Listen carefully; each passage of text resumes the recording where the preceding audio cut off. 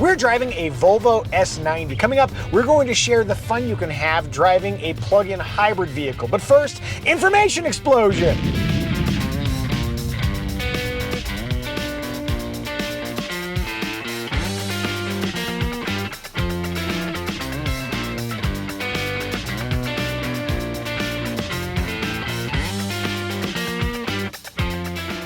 The Volvo S90 is a premium mid-size sedan. Let's begin with interior.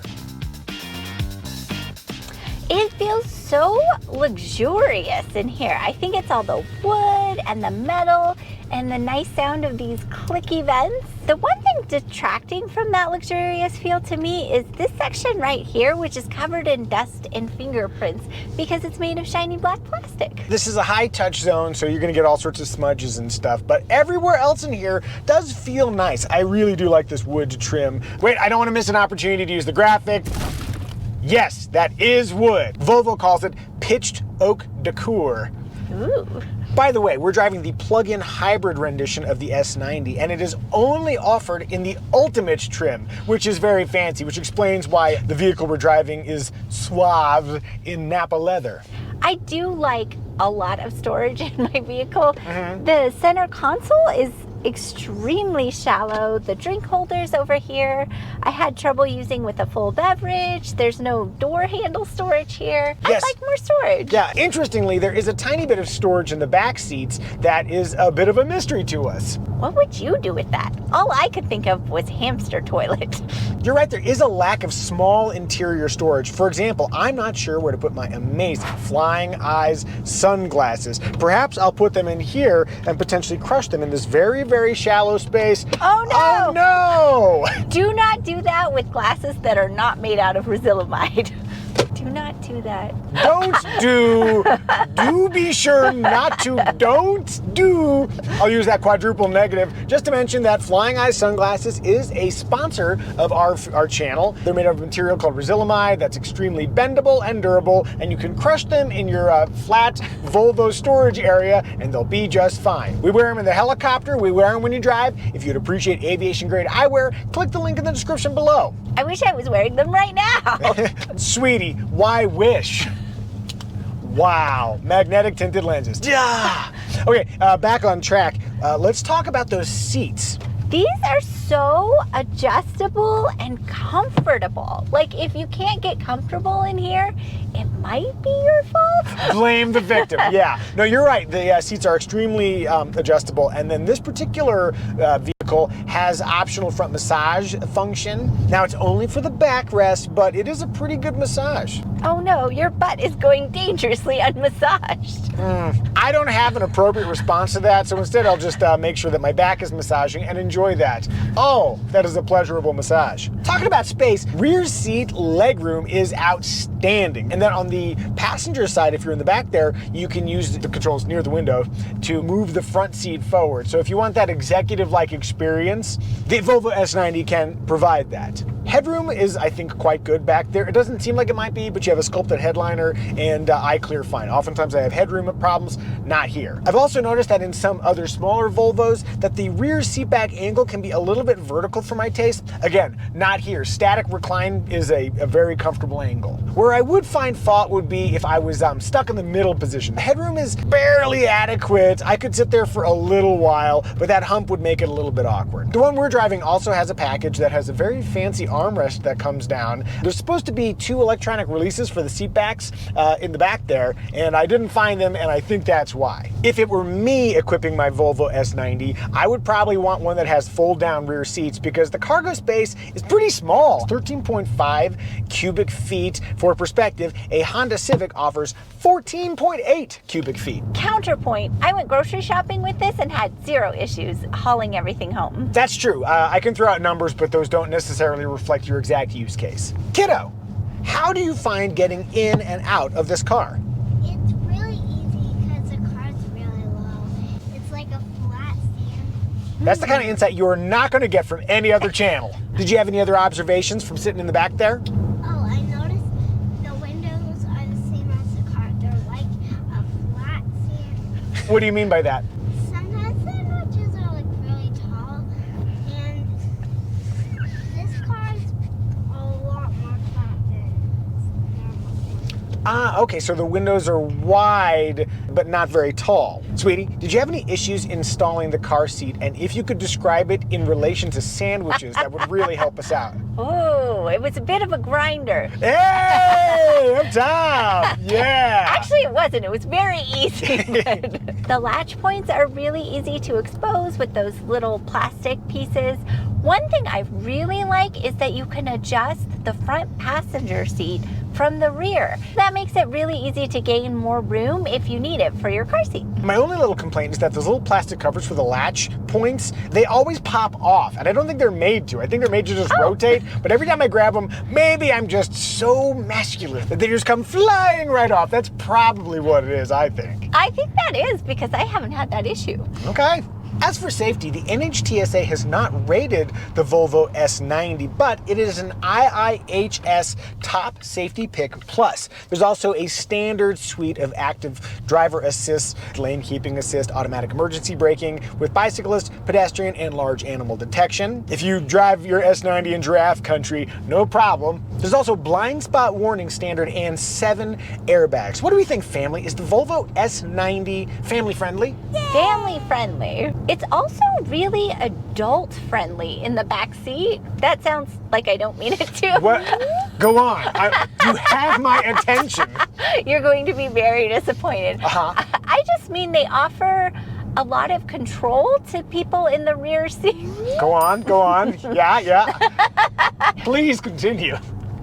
There's a lot of controls to use the... Paint that word picture. Paint it. There's seat heaters, seat coolers. You can adjust the screens. You can adjust the seat in front of you. It seems like they mean for adults to be back there based on the size and functionality. I'm so impressed that you landed that plane, but you're absolutely right. A lot of functionality back there that I think adults might appreciate. Maybe we should test it out a little bit later. What do you think? Good idea. Before I forget, rear window test. Almost all the way down. Boop. Armrest test. Driving in a comfortable 8 and 4, I have easy access to both inboard and outboard perches with my hands still on the wheel. I feel like it's soft. There's a little bit of stitching here on the edge, but it's not too abrasive. I'm gonna go 85% inboard, 85% outboard. Hey! Would you like to see more videos like this where we review cars as a family? If you would, feel free to subscribe. Style! It's very restrained, classic styling, especially in this color, the Onyx Black. It has a stately feel to it. It is evergreen. I think those are shockingly great observations for a person who's not a car reviewer. They have made light updates over the years to keep it somewhat fresh. You mentioned the Onyx Black paint, and that does bring up a point that for a Volvo, every single color costs an extra $695 unless you get black. No, not this black, the other black. This one has a little bit of glitter to it. Yeah. I like it. I like to imagine like a clown accidentally walked into the factory, poured a bunch of glitter into it, and they're like, no, this isn't a problem, this is an opportunity. It was originally called Clown Black. Fun fact, the clown's name was Onyx. One last exterior note, the S90 has these little headlight cleaners, and it's hard to make them activate. I'm not sure what combination makes it happen, but we did get video of it happening once. Here's what that looks like. Fun! What do you guys think? Do you like the look of the Volvo S90? If so, if no, tell us in the comment section. In motion! The one we're driving has the adaptive air suspension, and I find it to be a very comfortable, very quiet, kind of effortless cruising vehicle. And you can tell it cruises effortlessly at higher speeds because while driving it, frequently I would look down and be like, oh, I'm driving this way faster than I should be. It's also very stable at higher speeds. When you get it on corners, if you want to drive quickly, it's a good tool for that. I would just say it's maybe not the most engaging tool for driving through corners. We're driving a plug-in hybrid vehicle, and oftentimes plug-in hybrid brakes, or any hybrid brakes, can have awkward feel. Let's see if I can bring it to a smooth, effortless stop. I'm really kind of milking it there, but I got it. Yeah, that's pretty good, pretty good. At the beginning of the video, I teased that we were going to share how you can have fun driving a plug-in hybrid vehicle, and I'm gonna do that right now, coming to a complete stop. Needless full throttle acceleration, 3, 2, 1. And whee! So we got a really good combo combination of gasoline power and electric propulsion teaming up to fling us that way. And that's pretty thrilling. We showed them in the information expo, but let's show those power figures again. With that much power available, you can have a lot of fun. And for best results, I recommend putting it into power mode. Let's just see what happens as I floor it. Here we go. So now I'd like to point out that even in power mode, as I floored it, did you feel the immediate electric response? And then, slight pause, the gasoline engine kick in. If there were no electric components in this powertrain, then I'd be like, it's fine. But because the electric response is so snappy, it makes the gasoline engine's responses seem comparatively slow. But I'm just gonna chalk that up to character. And when you're driving around normally, the 8-speed automatic transmission is very smooth. We do have a few different drive modes to choose from. There's standard hybrid, kind of like your normal mode, power, which is snappier responses, pure, which is pure EV, and then we have constant all-wheel drive. We live in the mountains, and this is a thing that would come in handy. It optimizes power distribution to all 4 wheels when you need that extra traction. All right, that's what I think, but what does Sweetie think?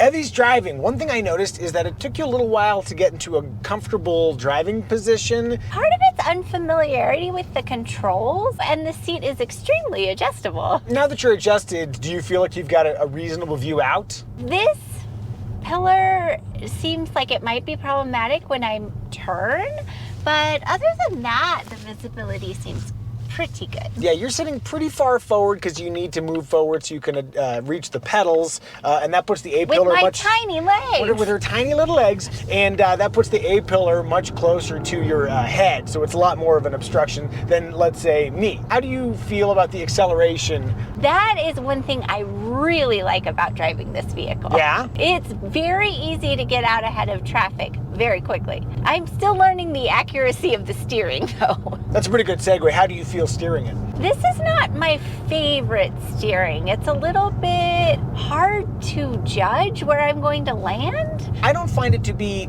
inaccurate, but maybe you're used to a little bit more feedback from the wheel to give you a sense of kind of how much you need to turn it. That sounds correct. What about effort, though? Does it feel manageable? It does. What about now, when I turn off steering feel firm? Whoa, it's even lighter. Do you have a preference? Which one do you prefer, firm or not firm? In this case, not firm. The iguana was just waiting in the wings, hoping for an opportunity to leap into the video, and you took that away from him. Sorry, iguana. Last question, do you feel comfortable driving the S90?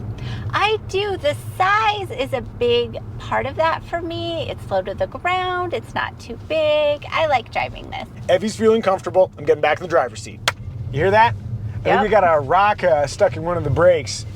A little scraping there. Huh. Hey, we dislodged it by driving more aggressively. Is there anything the accelerator can't do? Moving on, we're to emotion factor. For me, the elegance of the interior is bringing a lot of emotion. That is a core component to the Volvo experience, which is nice but understated. And I think for you and I, understated goes a long way. There are certainly more audacious premium or luxury sedans you can choose from. Oh, we almost hit a chipmunk, but we didn't. That would be too audacious. They are, especially when they're not flat. There are definitely nice elements. The material quality, this crystal drive selector from Urfers in Sweden. There's a vibe though of like, I can indulge, but I don't necessarily need your approval to do so. And then also there is something of a pat yourself on the back. You didn't use gas in your commute because you got to plug your car in component. What do you guys think? Is there an emotion factor to the Volvo S90? If you're feeling emotionally drawn to buy an S90 of your very own, you might need to sell your current car first. If you want to know what your current car is worth or what you should pay for your upcoming Volvo S90, click the Kelley Blue Book pricing link in the description below. I wonder how many times I've moved this sun visor in this video. Remarks!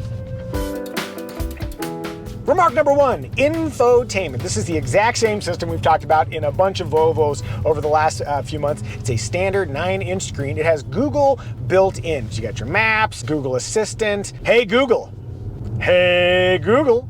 Hey Google. Hey Google. Well, it's pretty cool when it works.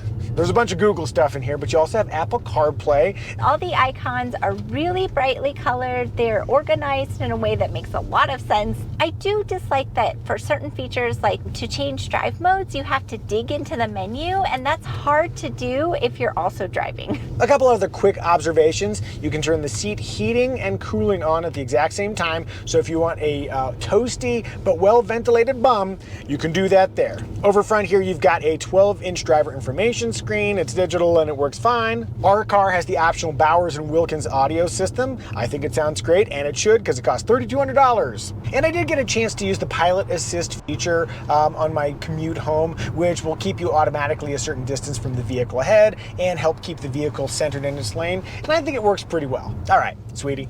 Yes. Can I give you a trim recommendation? You sure will. Our trim recommendation is which trim will give you the essential features you would regret not getting, but at the lowest possible price.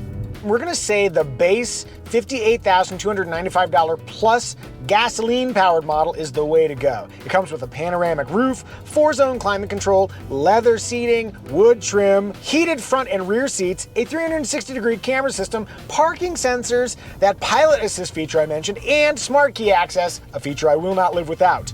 All right, let's talk about engine choices. The S90's base engine is the B6 mild hybrid. It's really interesting. It's a 2-liter, 4-cylinder, turbocharged engine that also has an electric supercharger that they call an e-charger, plus it's a mild hybrid. All of that technology makes that kind of power and that kind of fuel economy.